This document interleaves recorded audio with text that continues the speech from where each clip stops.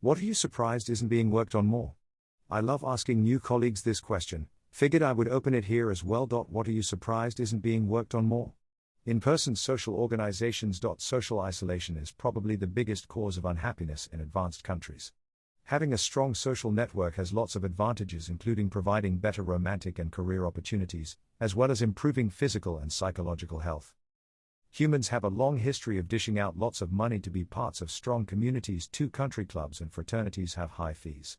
Churchgoers regularly give up 10% of their gross income to be part of that group. Cult members might even hand over all of their possessions to join. The camaraderie and experiences that go along with being part of a strong, long-lived community tends to be the thing people value most in life. Yet finding those communities has become increasingly difficult in the modern era. People move away to different cities, or just don't run into the same set of people every day.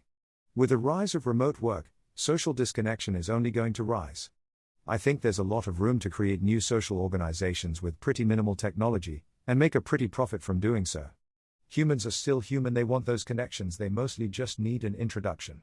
I think a large part of this, in the USA, anyways, is due to how modern cities are structured. It used to be, 100 or 200 years ago, that your workplace, your home, and your usual hangout place were all within reasonable walking distance of each other. It wasn't a huge deal to go out and meet new people, as you'd naturally bump into them every day. Nowadays we have a large portion of people in bedroom communities, isolated in a sea of houses. They drive in isolated cars to their workplaces, swing by to get some Starbucks on the way in, and that's the extent of their social interaction.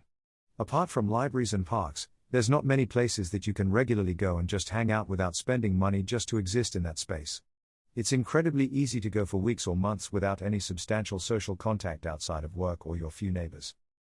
I feel like this is a reason why internet organizations and social media have exploded in popularity, for that matter. It's the new default place to hang out and get social interaction, for better or for worse. I expanded on this in an article I wrote, if you want to check that out. I would argue the issue is there are only so many people talented at this particular skill, making a meetup that works, and so it doesn't scale. There are all kinds of issues. Setting an agenda. Getting people to follow the agenda. Fostering conversation. Finding venues. Getting the right mix of people.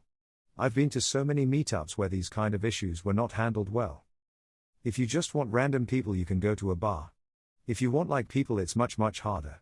Pre-COVID, of course, I think about this often, but then I go for a walk, or in other cities, a drive, and see packed bars and restaurants every night with people from all ages having a good time. Makes me feel like the problem is on me. People are obviously able to make friends and hang out without any special apps beyond what is available now. I've been living in the USA for a year, and I don't think I will ever get over this odd spaced out way of living. I see 3-lane roads that would work so much better as a mixed tram/bicycle lane. Crossing roads is also terrifying. Nix the thought of walking to do the following activities. Fetching a missing ingredient from a local shop/store that would take 25 minutes round trip and benefit you with additional exercise. Spending an evening going between bars being mildly intoxicated but not requiring a taxi. Meetup is kind of this. There were also a handful of these in the early 2010s wacky startup boom. I remember some acquaintances discussing Grouper, startup that organized 6-person social outings. I guess one distinction between those and your examples of country clubs, fraternities, and churches is that the latter are long-lasting institutions. You find a group of people, potentially spend an extended period of time interacting with them without commitment, and then you become a member, which carries informal commitment. In the case of cults, there's formal/irrevocable commitment, but for the rest, you're free to leave. There's just a social norm that you don't do so casually. The flip side is that a lot of people have either first-hand bad experiences at such organizations or know people who have, and committing to an organization that turns out to be mentally draining, even if not abusive per se, is a worry. So maybe if you want to add some sort of structure on top, find a way to manage that risk. Certainly one step is to not accept as customers/members people who make your organization less fun to join, and be very upfront about that. But beyond that, there might be ways to demonstrate to newcomers that the existing members are good people, or to support the organization in establishing social norms that discourage bad experiences, or possibly even figuring out what sorts of things toxic people tend to latch onto and designing your society in a way that lacks those. One other danger here is that the easy way to provide some of these benefits, like better career opportunities, is to be exclusionary and offer your members favorable treatment from each other and unfairly treating those outside the organization in a correspondingly unfavorable way. country. Clubs, fraternities, and churches all have a reputation of helping the rich and powerful remain rich and powerful. It's possible to provide the benefits in a non-zero-sum way, by actually using the connections to make your members better people, but it's harder. Agreed. I've set up my life to foster and form in-person social interactions, and organizations to the extent that they help, in my neighborhood. It's affected where I live, what kind of house I have, each week's schedule, my kids' education, and what jobs I'll consider. But it's totally the main thing that we have to work on as humans. Greater than humans have a long history of dishing out lots of money to be parts of strong communities too. We think this is the reason CrossFit got so popular. People could go every day, see the same people, compete against them, etc. Definitely more expensive than a regular gym, but offered more than just renting time on equipment. In the Netherlands we have something like verenigingsleven, loosely translated to club life. At the end of 19th century workers got better working hours. In the hours after work they set up clubs for everything you can think of. Sports, rabbit breeding clubs, pigeon clubs, shooting clubs, etc. This day it's still a thing, and it's in the canon of the Netherlands. I was surprised at how many dating apps there are that are simply focused on showing people pictures and expecting that simply seeing a picture of someone is going to be a strong enough signal to filter out who is and isn't a viable candidate for dating.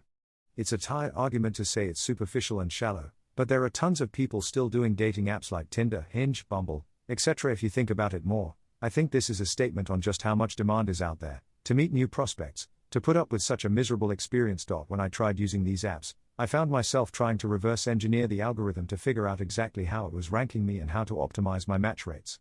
Most of it comes down to picture quality and your looks in those pictures. I learned this by running my own A/B tests using different pictures, but unfortunately the apps don't really give any stats on which pictures on your profile are and are not performing. This gave me an idea to create an app to do just this. I called it Cupid's Critics, and you could upload candidate pictures and get people of a certain demographic to vote on them and collect statistics before pushing them live. What I realized is that this is a band-aid to a broken system. I think a new system is needed entirely, which is why I am now trying to figure out how to make group dinner party dating scale. If anybody is interested in building it out with me, please send me a DM. If you're interested in an invite/signing up for a group date, please fill out this survey. Beyond remote work, this will be an even bigger issue with automation in the future. I can't see university grads opting for 5 remote work days a week unless they've already got a big bubble. It's the people in their 40s with kids already who love fully remote work the most. Agreed. Why is there no Tinder/online dating equivalent for making new friends locally? Instead of dating specific qualifiers, it'd ask for your interests, hobbies, values, age and other demos, then match you based on overlap. Not Meetup. It's not quite solving the same problem, and so it solves things differently, focusing on shared interests and on discrete meetup events. I think that people will be surprised in the near future how realistic, and similar to in-person, VR and our interactions will be. Especially with eye tracking that will enable virtually looking the other people in the eyes. Think about as optical waveguide technology becomes more affordable, enabling very lightweight comfortable headsets that actually are close to normal glasses in comfort. Combined with pose detection from cameras with fast AI. Things like VR chat are already pretty good.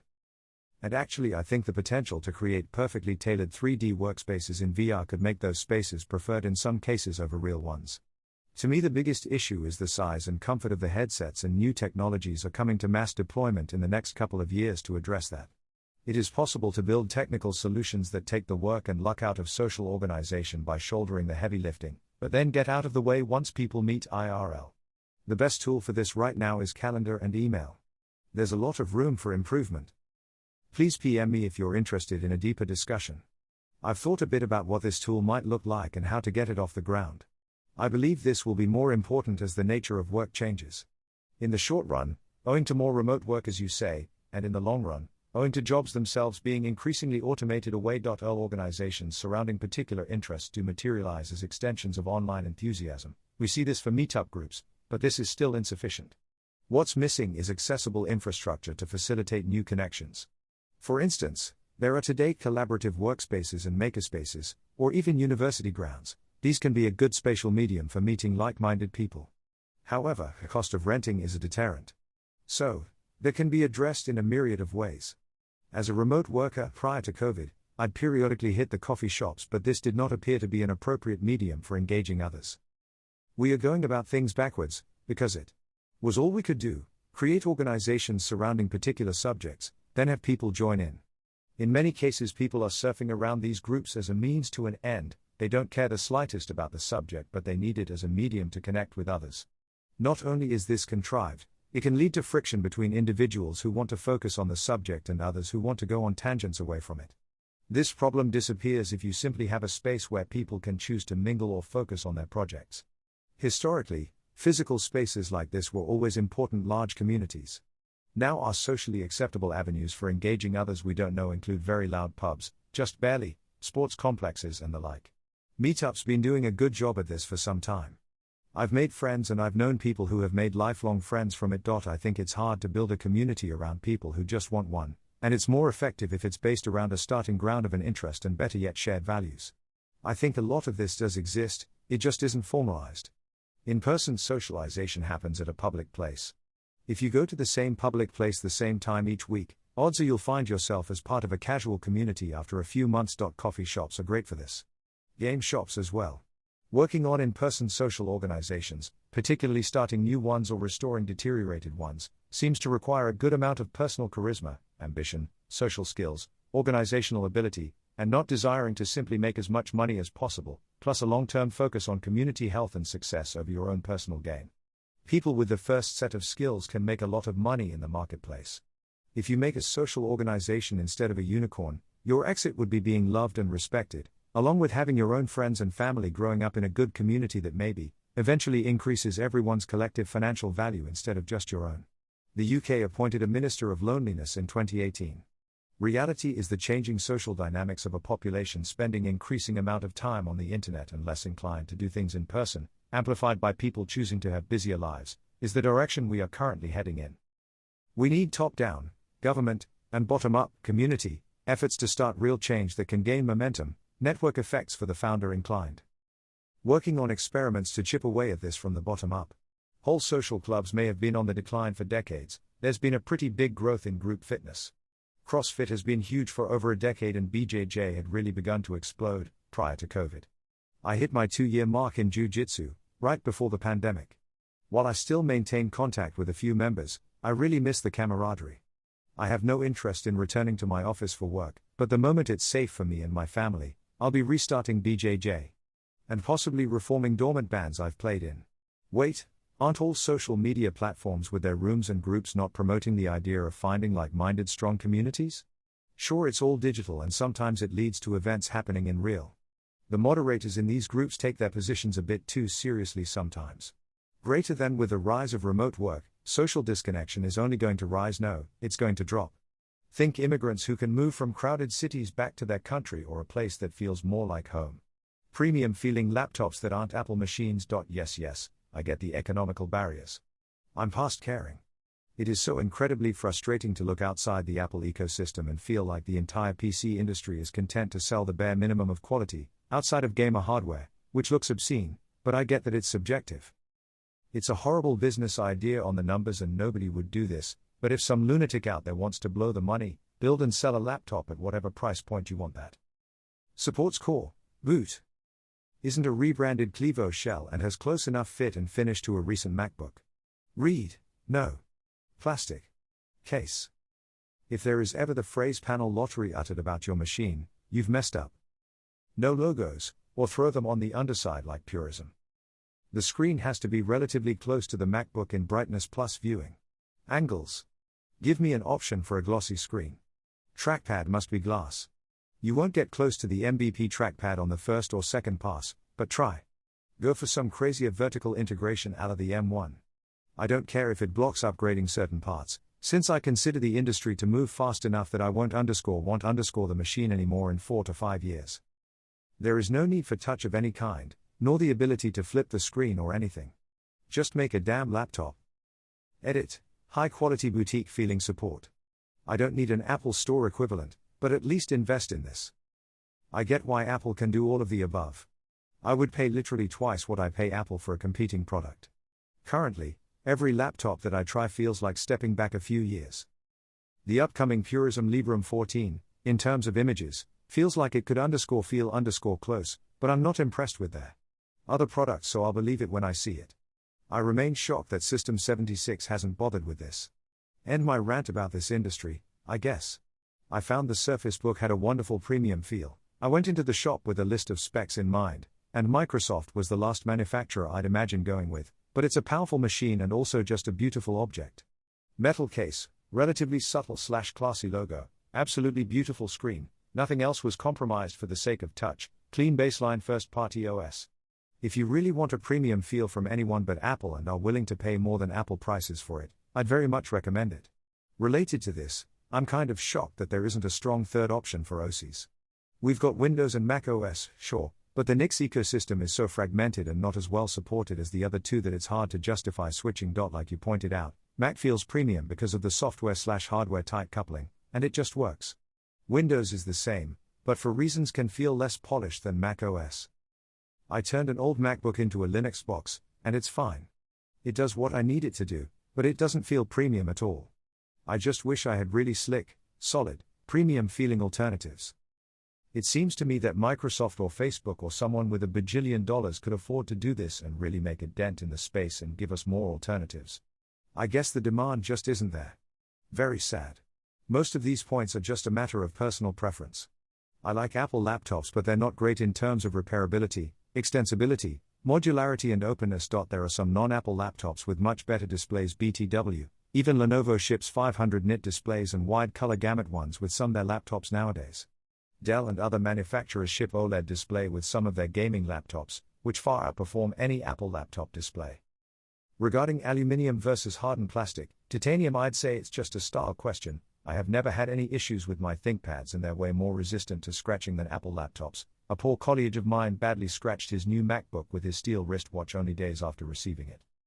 Regarding upgradability, I prefer being able to extend RAM and hard disk as well as easily replace the battery. Again, Apple is a poor choice in regard to that. Regarding repairability, Apple actively keeps me from being able to repair my machine. Take for example a look at Louis Rossmann's YouTube channel to learn about some of the crazy stuff Apple does to keep independent repair shops out of the game. Again, nothing that I want to encourage. That said, the introduction of the M1 chips is pretty great. I plan to buy a MacBook Air as my second laptop for office work. I'll keep developing on a ThinkPad with Linux though. I agree with this so much. I used to think Apple's products were the best and were so joyful to use. I still go back to try the newest Macs with the old foolish expectations and walk out disappointed every time. I've tried PCs, they just aren't on the same level as Apple's hardware and I hate Windows. I've seen some cool customizations of Linux but would really rather not have to spend that time myself to get to a place where I'm productive. I want something that 90% just works, but that's also pleasing to use. I really wish there was a solid third option. New tech is so cool, yet the options available today seem so boring. My ZenBook Pro didn't seem all that different to my 16-inch MacBook Pro, which it clones. The MacBook Pro has cooling issues, an awful keyboard and feels flimsy. The ZenBook had only a pseudo 4K display, a massive charger and a large bezel, although I believe that's gone on newer models. I wouldn't call one premium and the other not. They were both kind of underwhelming. I have a MacBook Pro and a Lenovo Yoga, and while other PC laptops I've had over 15 years were clearly worse than the Apple, the Yoga feels on par hardware-wise. What could I be missing? My only complaint is that the Wi-Fi driver for it was bad, with lots of reports. My Pixelbook seems to hit most of those points, though unfortunately not quite all. Ships with Core boot. Much nicer fit/finish than the average non-Apple laptop, all metal, aside from the rubber palm rest display wasn't defective. Smile. There's a logo, alas. Comparing to my work MacBook Pro, I'd say viewing angle and brightness are both on par, and the screen is indeed glossy. I don't know if the trackpad is actually glass, but it does feel nicer than pretty much any other trackpad I've used, to the point where I don't miss having a nub like on my usual latitudes/precisions and ThinkPads. No crazy vertical integration hardware-wise, but it being one of the main targets for Fuchsia is kinda cool, I guess. It has both touch and screen flipping, but it's easy enough to just not use them, and indeed, most of the time I don't. I can't speak to the support aspect, since I've never had to put in a support request, and typically prefer fixing things myself anyway, but Google unfortunately has a reputation. I've been pretty happy with it. It's a nice solid machine, and while I ain't a fan of Chrome OS at all, the Crostini support makes it at least usable for my purposes, and the first-class Android app support is a nice bonus. The main downside for me is that Chrome OS seems to be the only option for it that doesn't have some major drawbacks like missing audio support or suspend/resume issues. I've really liked Gigabyte's gaming laptops, Aero, for this reason. They've got premium build quality and excellent specs but don't look like a Mardi Gras float. They're also very light and have long battery life for the specs. Only downside is the price and mail-only support really. I've had a very similar rant yearly for over a decade. I used to do it on Slashdot before YC News was a thing. You're not the only one, yet I feel this won't ever change. Nobody in the entire laptop industry cares or even knows about our complaints. There seems to be practically zero overlap between the professionals that use laptops, such as software developers, and the hardware engineers that design the laptops. As you've alluded, it's an insular industry with mostly foreign players such as Clevo in Taiwan. The market exists though. I suspect it would be profitable too. I regularly buy laptops for about $5,000 to $6,000, including the Clevo laptop I'm using now for work. My requirements are much more mundane than yours, but will similarly never be met. Alternative keyboard layouts. Why must a $6,000 laptop for professionals, or gamers, do idiotic things such as compress the arrow keys or hide the in/del/page up/page down keys? Why can't I choose the keyboard layout? Wider keyboards. I can't stand gapless keyboards that make touch typing the rarely used keys difficult. Most laptops reuse the 13-inch model's keyboard on all larger sizes, which wastes enormous amounts of real estate. My current laptop is wider than my full-size 101-key keyboard, not including the number pad. Decent webcams and microphones. Is there some law that only mobile phones and tablets can have decent cameras? Narrow bezel screens. This is starting to very slowly become the norm, but is still hit and miss. Lightweight power supplies. Only Apple seems to have heard about gallium nitride power electronics. Everyone else ships their more powerful laptop models with a power supply that is the size and weight of a brick. My current laptop's brick is 1.9 kilograms. Integrated 5G. I'd like to have internet connectivity without tethering, just like an iPad. If anyone from Dell ever reads YC News, I very nearly bought the new Dell XPS 17, but then I saw the keyboard and I immediately cancelled the order. Compare with the Clevo 17-inch laptop keyboard. They seem to have found the room for full-size up/down keys, a number pad, as well as dedicated keys for in/del/home. I never have to press the FN key in normal usage. Every few years I look at Dell's top-of-the-line laptop, but decide against buying one because of at least one glaring flaw. This goes for many things. Most products are produced and marketed for the general consumer. It's time-consuming and frustrating to sort through all that marketing crap when you're looking for a new device/product/part when you know what you want. I have a corporate-issued MacBook Pro and an HP Spectre that I bought for myself. The Spectre is better than the MacBook. Both have aluminum bodies, 4K screens, big touch pads, they are the same size, both have great performance. The HP has a much better keyboard. So much better. It runs Linux, not quite perfectly but pretty darn well. I actually like that the HP has a touchscreen. It's often way quicker to reach out and touch a spot on the screen than to maneuver the mouse pointer to that same spot and then click. The HP has a regular USB port so I don't have to keep a USB-C adapter around.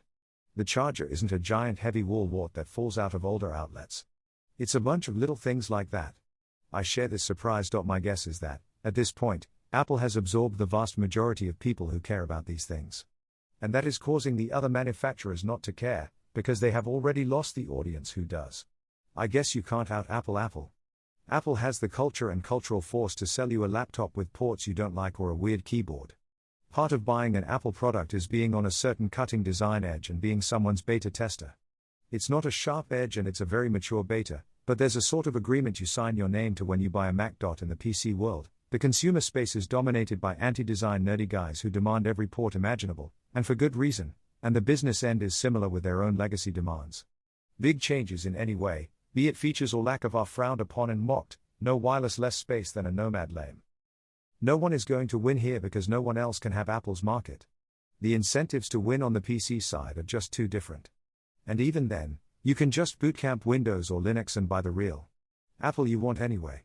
Honestly, it's a small miracle something like Apple even exits in the tech space. It's usually a race to the bottom on half-cooked features, general cheapness, and terrible UIs.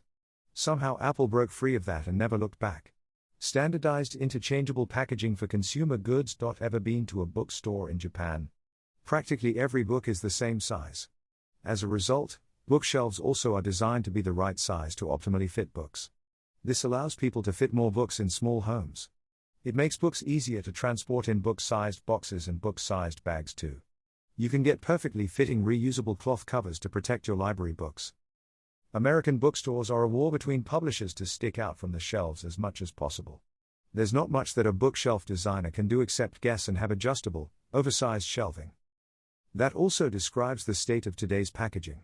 With more shopping happening online, the need for items to stand out on a shelf is lower, and the need for them to fit nicely in boxes is much higher. Nobody would force you to design your products to fit the closest available standard package size, but companies would tend to do so more often because of the efficiency gains. Logistics companies like Amazon or FedEx could offer incentives. I don't think Japan is any different than the USA here. If you go look at paperback novels in the USA, they are 95% all the same width and height, only the thickness changes. Conversely, there are plenty of randomly sized books at a Japanese bookstore. I can go walk to some today and take pictures if you don't believe me. It's possible the USA is 50% standard sizes and Japan is 70%, but it's definitely not close to all of them. Even in the USA, many hardbacks are a standard size. At most they are off by an inch so that you can get by with certain sized shelves and have on extra shelf for really odd sizes. Standardized interchangeable packaging for consumer goods. Marketing people don't like that. They want a unique look. Many US state laws requiring some standardization of sizes and fill have been repealed over the last 2 decades. Single subscription payment for news along the lines of the Spotify model. I'd happily pay a single subscription which gave me access to all the news websites, and divided payment up based on which articles people click on. Do that without tracking me between the different sites and I'm sold. Press Reader gets close, but it only gives you yesterday's print versions, not current online content. It has a few notable gaps which matter to me. The FT, the Times of London, Bloomberg News among others, and it doesn't really collate different sources for the same story very well. Though I have to say it's great for magazines. Paying according to which articles people click on has already failed as a model for determining truth and relevancy. We need to think of one weird trick that will have the same stunning effect but without the incentive to appeal to humanity's baser instincts. Apple News is trying this and it doesn't seem to work too well. The trouble is the best publications can run their own offers and charge much more.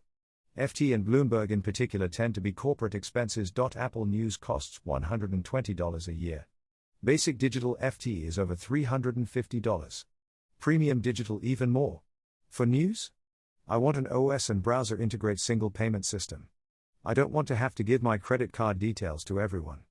I want a digital wallet that's an open standard and that's integrated with every form of online payment. Where I can cut off subscriptions easily and with no hassle, maybe one-time payments, etc. For news, shopping, any kind of subscription, Netflix, AWS, etc. I want banking as a service. I already trust my bank with my money. I want them to be the middleman between me and the online payment jungle. A few different outlets have tried this over the years, and it's never gone that well, as far as I know.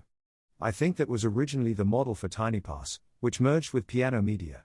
Not sure if they still offer that model or not, but it's the most recent I can think of. The reality is that for all but the largest news sites, this model won't really work. Say you're in a medium-small city.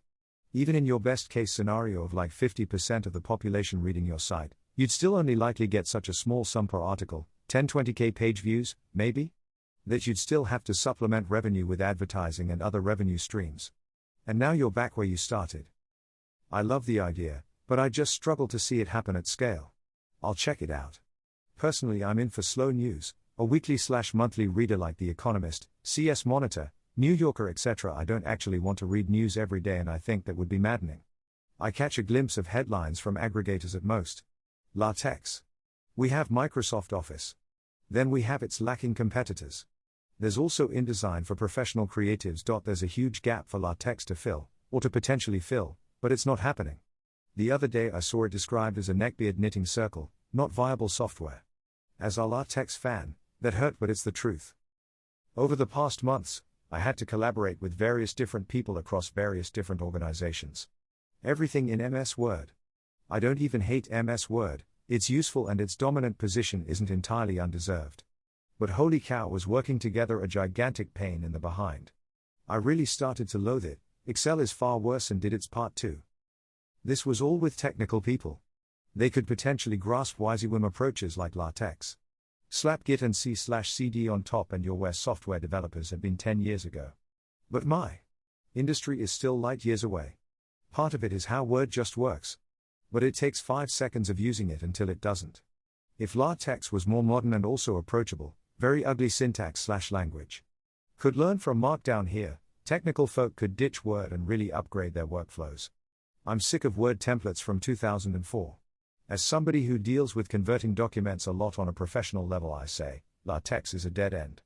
It's a horrible format to convert LaTeX to something else except PDF/print/images, where it is near perfect, of course. You cannot even interchange documents between Word and LaTeX in an easy automated round-trip way as far as I know. BTW. I linked before a link to usable Markdown variations for academic papers which use LaTeX as a mix-in only when necessary. I wish there was a way to maintain Git version control while still being able to send and receive files from attachments from people who struggle with the idea of reading or reviewing something in any way other than by getting an email attachment. I used to work at a bank where we had to collaborate on Word documents stored in SharePoint. It was a nightmare. In SharePoint you are supposed to check out documents, edit them, and check in the document afterward. The problem was that SharePoint was slow, so it was more convenient to work from local copies. And many people couldn't resist the urge to send documents as attachments when requesting feedback from someone else, thus breaking the version control system. And if someone already had checked out the document, there was nothing stopping someone from just working from a local copy, making changes, emailing it to me, and saying, "Incorporate these changes into the final version." It was common for someone to work from an outdated version and accidentally overwrite someone else's changes. Even though SharePoint stored every version, it was still a lot of manual work on my part to be a human Git, manually combine edits from multiple reviewers, and update revision history tables on the first few pages of every document because nobody else had the time to do that. There were a lot of manual, human errors introduced by me and others.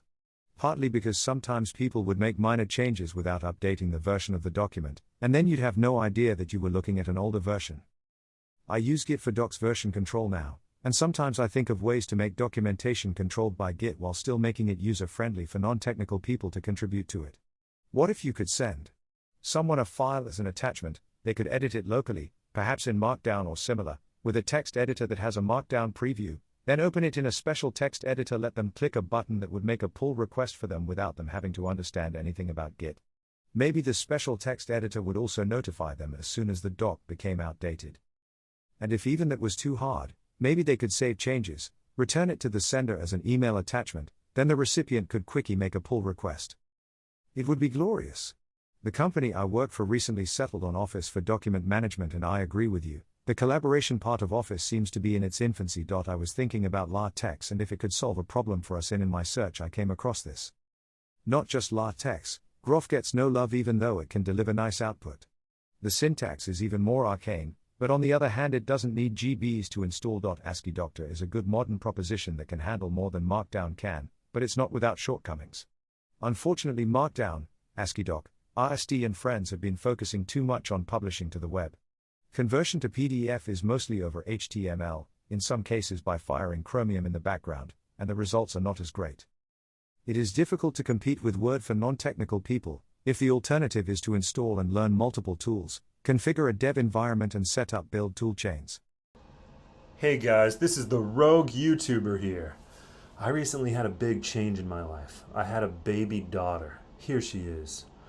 If you could do me a favor and remember to hit the subscribe button and bang the bell, I'm hoping to really create a YouTube channel that really gets people excited and brings people the best, most interesting content collated from across the internet. I'm saving up to save my little girl to Carnegie Mellon Computer Science Department, so please remember to like and subscribe. See you next time.